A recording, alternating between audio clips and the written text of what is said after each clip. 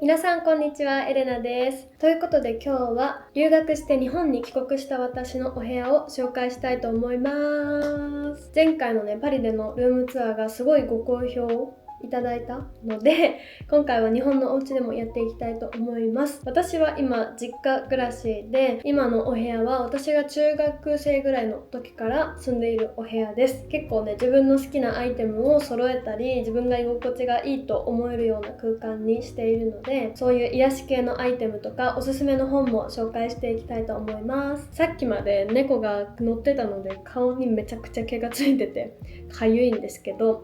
ということで早速紹介していきたいと思います。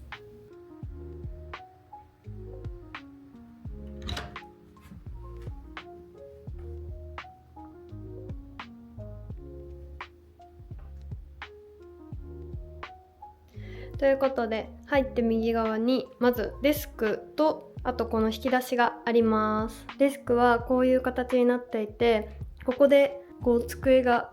出せる仕組みになってます。ちょっと怖いんですけどおみくじが貼ってある。この中はちょっと今汚いので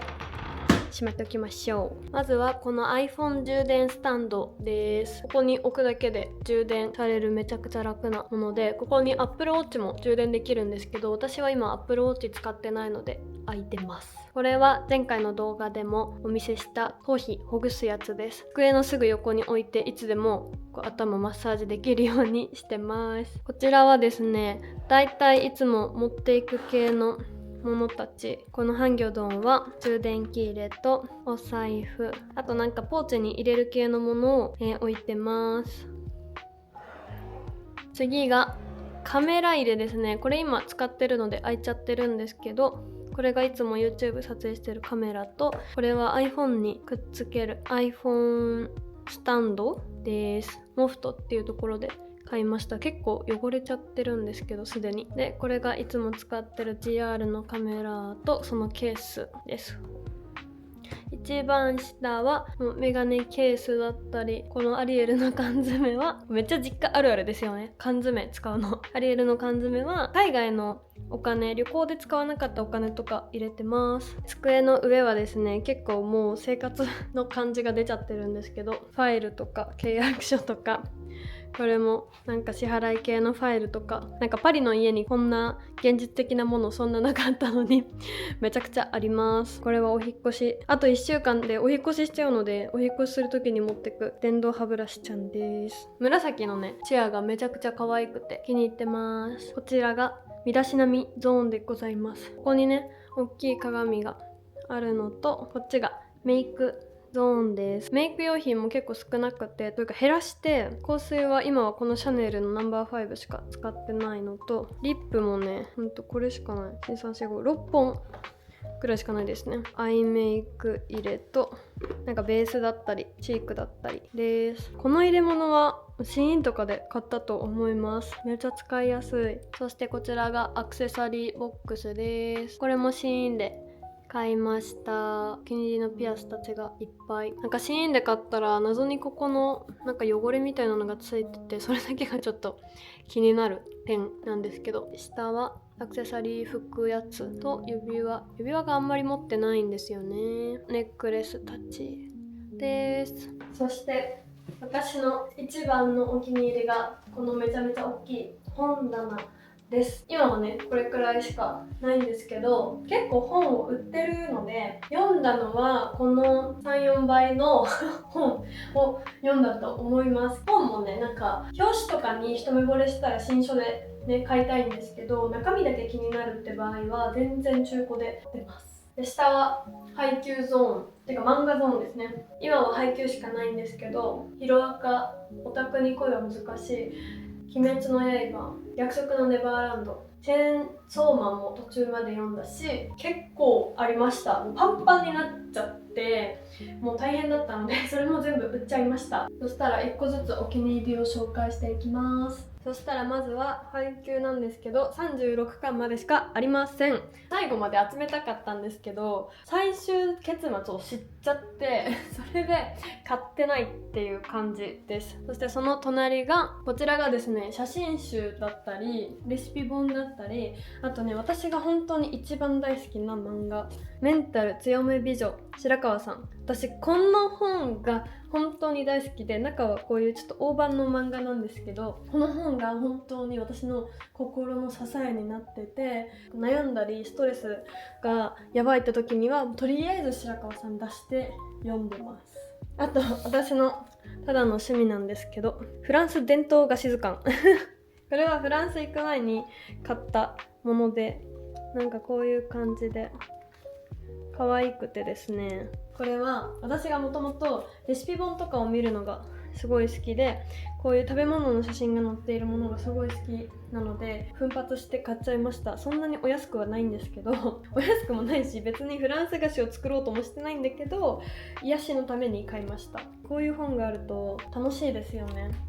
レシピ本系はまずウーエンさんの蒸し物おかゆっていうレシピ本があります。私がせいろにハマったきっかけも、これといっては過言ではないぐらい、ウーエンさんのレシピが簡単なのに美味しすぎて、説明もね分かりやすいんですよね。可愛いの。みんな大好き長谷川あかりさんのレシピ本がこんな3つもあります。これもね結構使ってて、ここら辺がもうちょっとダメになりかけてる。これも大バズりしてるこねないハンバーグですね。なんかあかりさんのレシピは意外な組み合わせで心配になるんですよね。これ本当に美味しいのかなみたいな。だけど本当に出来上がると美味しいからびっくりしてます。これも好き。私複雑なものがあんまり得意じゃないので、材料2つと少しの調味料で一生もののシンプルレシピですごいいいのが、鶏胸肉とキャベツとか材料が書いてあってめちゃくちゃ楽。これがですね、もう名だたる料理家さんたちのレシピ本なんですけど、アイスクリーム&シャーベット。これは何で買ってかっていうと、作るためじゃないんです。見るため見るレシピ本です。このさ、写真がさ美しいことよ。すごくないですか？このフードスタイリングとかね、私のフェチにめちゃくちゃ刺さってるんですよ。あとは田中みな実さんの写真集もあります。美しすぎて、これを見ると筋トレのモチベーションになる。続きまして、この上の段をね紹介していきます。だいぶ厳選を加えためちゃくちゃ好きな本たちです。何から紹介しようかな。私がフランスに行くきっかけになった本は、このフランス人は太らないとか、あとはドミニク・ローホーさんのシンプルに生きるとか、これもドミニク・ローホーさんの朝食を楽しむ。この人はずっとこのシンプルに生きるとか、必要以上に物を抱えないとか、そういうことをね提唱していて、すごいねそれが私が好きな考え方なので。あとはドラトーザンさんの自分革命、パリジェンヌ風今を楽しむ自分革命。これもねすっごい良かった。やっぱりフランス人のこのマインドセットとかが載ってるのが私はすごい好きです。これはもう有名だから知ってると思うんですけど、フランス人は10着しか服を持たない。このシリーズ3つもちろん全て持っております。もうこのさ、色がすっごい可愛くない？色とイラストが本当に可愛くてさ、もうこれが一番最初にフランスについて読んだ本ですね、多分。あとは藤原淳さんのパリジェンヌはすっぴんがお好きとパリジェンヌはダイエットがお嫌い。これはですね、私がパリに行く前から藤原淳さんのファンでして2冊とも読んでいたんですよね。これをインスタのストーリーに上げたら淳さんとお会いできることになり、なんとパリで2回ほど一緒にお食事をさせていただきました。もう嬉しすぎる。あとは私の大好きなモデルのミカさんの本です。47歳モデルミカさんの一生美人本。これもね大好きで、何が大好きかっていうと、なんか厳しくないの。楽しんでるし、人生楽しそうで、ワクワクときめきがある生活の中で、だからこそ美を保たれているみたいな感じで、おすすめのパックとかジュエリーとか私服とか食事についても書かれているので、これはバイブルです。私本のこととなるとこんな饒舌になるんだ。あとはエクニカオリさんのシェニーローリとか気肉のメロンとか、まずこの表紙が美しすぎる。私この新書の好きなところとして中のこういう色とかも全部考えられて作られてるわけですよ。ちょっとねこの透け感のある紙になってて、ブドウとかそういうイラストがちょっと描かれてて、ワイングラスが透けるようになってるんですよね。こういうのを作ってるお仕事をしてる方って本当に美学がすごいんだろうなって思っております。あと後ろにあるのは結構自己啓発本とかも多いんですけど、おすすめは金持ち父さん貧乏父さん。経済的な価値観絶対に変わるし、絶対読んだ方がいいと思います。あとは福利で伸びる一つの習慣、これは絶対に読んでほしい。頑張りたいけど頑張れないとか習慣化したいのにできないっていう人にぜひ読んでほしい。でこれを読むとね、習慣化できない自分が悪いわけじゃないんだっていう風に気づけるのでめちゃくちゃおすすめです。あとはこのエッセンシャル思考ですね。エッセンシャル思考も頭がぐちゃぐちゃになっちゃう人におすすめ。シンプルに生きたいのにすごい考えちゃう人に対してもっとすごくこう論理的に解説してくれてる本なので、そっちの方が刺さりそうだなーって方はおすすめです。あとは私がすっごい好きな詩集があるんですね。詩集ってあんま読まないんですけど、ミルクと蜂蜜、これすっごい素敵な本なんですよ。尾崎美紀さんっていう方が読んでらっしゃって、私も尾崎美紀さんのファンなのでもう真似して読んでるんですけど、これはね何回読んでもグッとくる。ちょっとイラストも交えながらあるんですけど、苦しいんだけどそれで救われるみたいなすごくいい本です。話を聞かない男、地図が読めない女。これはね恋愛苦手な人みんなに読んでほしいですね。私はこれを読んでからね、恋愛がすごく得意って言ったら変なんだけど、こう恋愛で悩まなくなりました。恋愛に悩んでる女子、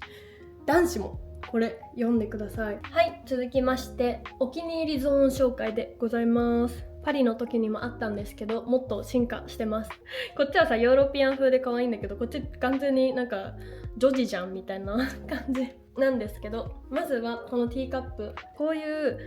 シノワーズ、ちょっと中華というかアジアっぽいデザインが大好きで、これは東京の飲みの市で購入しました。使わないんだけど置いてるだけでもうね幸せな気持ちになるから大事にしてます。でこの2つは見たことありますよね。これはねパリの飲みの市で買った油とお酢入れなんですけど、中身は入ってないで眺めてるだけです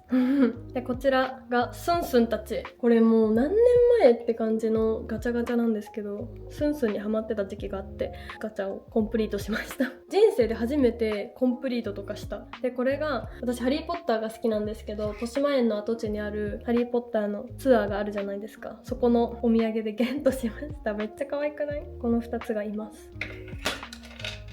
待って、尻尾取れちゃった。そしてトランプが吉田ユニさんの作品のものと、ベルギーで普通にお土産屋さんで買ったトランプがあるんですけど、この吉田ユニさんのトランプが本当に可愛すぎるのでぜひ見ていただきたい。グラフィックアートの方なんですけど、すっごい面白いのがエースとかなんて言うんだろう、風船でできてたりとか、これクッキーなんですよ。めちゃくちゃ可愛いでしょ。そのものでできていないのにそのものに見えるみたいなアートをねすごいたくさんされていて、これね大好き。これめっちゃ可愛いの。スパゲッティだよ。信じらんないよね。いろんな広告をされている方なので絶対皆さんどっかで見たことあると思うんですけど、吉田ユニさんの展示会をやっていた時に即買いました。トランプとして使ったことはないんですよ。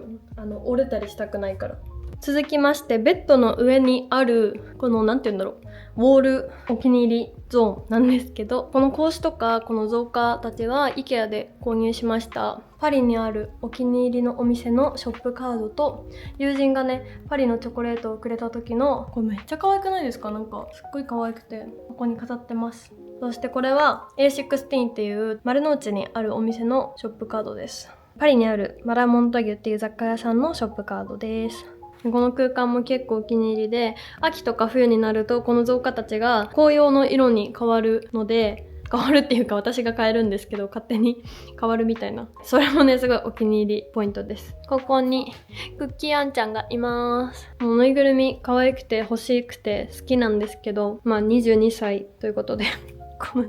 ちっちゃいので我慢してます。このベッドの下は収納になってるっていう IKEA のベッドを使ってます。机の周りにあるものを紹介したいと思います。まずはもう無数のキャンドルたち、この2つと、あとはこの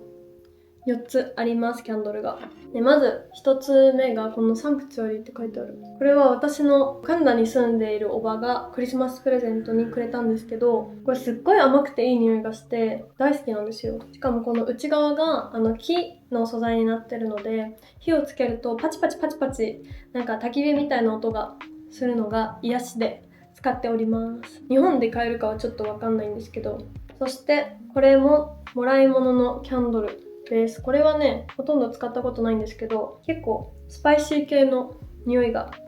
します。そしてちょっと汚れちゃってるんですけど、友達が誕生日にくれたキャンドルです。これすごいのが名前が入ってるの。めっちゃ可愛い。ここにハッピーバースデーエレナって書いてあるのがお気に入りです。これはなんか結構スッキリ系の匂いがしてます。ルラボのキャンドル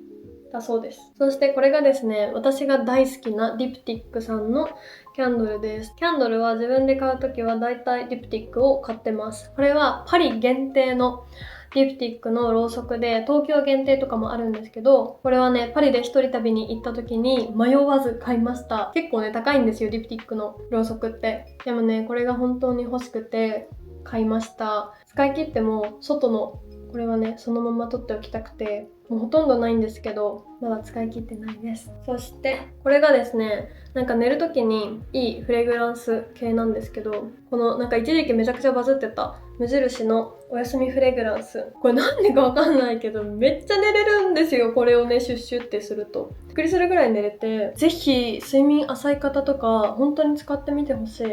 猫が来ましたにゃんですか？出ますか？集中できないんですけど。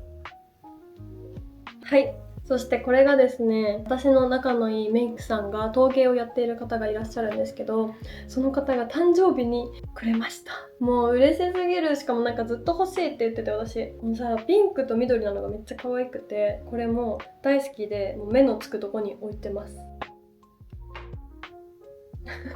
そして本たち、こちらもねまた本がいっぱいあるんですけど、まずは今フランス語の勉強中なのでフランス語の単語帳です。これをね夜寝る前にやって寝るので、こう手の届く場所に置いてます。そしてこれはまだ買ったんですけど読めてない本たちで、タイトルとこの絵に惹かれて買ってしまいました。あの人とあの時は食べた。私は食べ物の本ばっかり買ってしまってるんですけど、これもめちゃくちゃ読むの楽しみ。そして今はYouTuber ももちさんの心身美容本も読んでます。今ここぐらい読みました。この美容だけじゃなくてメンタルケアっていうのも大事だなって思ったので、ちょっと参考に買ってみました。そして私が毎晩毎日書いている手帳です。これね、読み方がわかんないんですけど、この手帳ブランドをパリで買いました。なんか日記とかこれからのビジョンとか占いの結果とかも書いてます。でもうね、あと10ページしかなくて、同じブランドでね違う色の新しいノートを買ってあるので、